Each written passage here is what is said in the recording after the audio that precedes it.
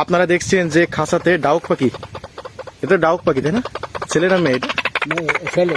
ছেলে। দেখেন আচ্ছা, এই যে ডাকতেছে এই কারণে কি ওর নাম ডাউক পাখি?